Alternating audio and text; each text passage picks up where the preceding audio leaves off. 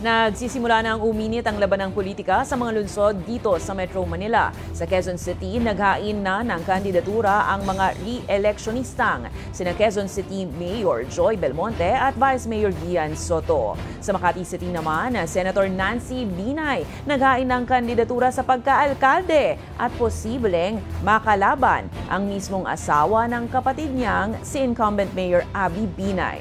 Si Ian Maghanoy may balitang A to Z. Magkasamang dumating sa Amoranto Arena sa Quezon City ang incumbent officials ng lungsod na sina Mayor Joy Belmonte at Vice Mayor Gian Soto kaninang tanghali. Formal silang naghain ng kandidatura bilang mga re-electionists.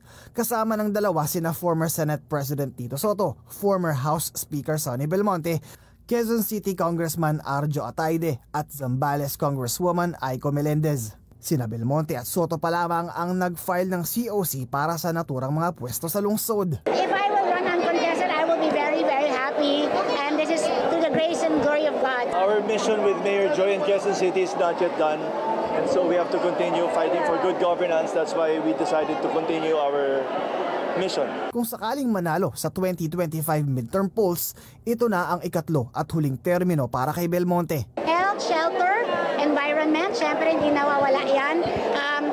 Being a business-friendly city para dumami ang mga jobs para sa mga mamamayan natin. Habang may natitira pang 2 termino para sa biseng si Soto na nahalal noong 2019. Protection from all kinds of abuse, discrimination, and other sorts of violence. Samantala, sa Makati City, naghain din ng kandidatura bilang alkalde si Senator Nancy Binay.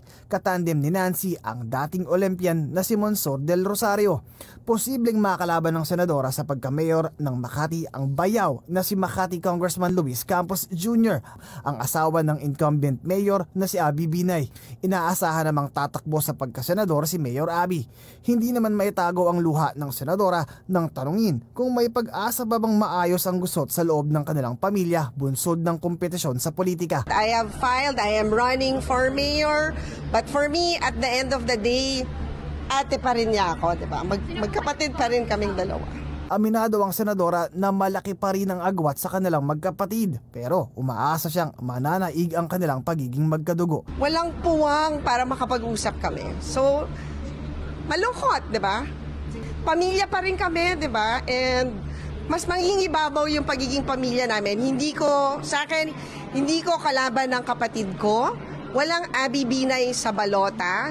So, hindi kami magkaaway. Sa kabila nito, suportado ni Nancy ang pagtakbo ni Abby bilang senador. Tingin ko naman, very qualified siya to be a senator. So, ako ay susuporta bilang ate Nancy. Para sa Balitang A to Z,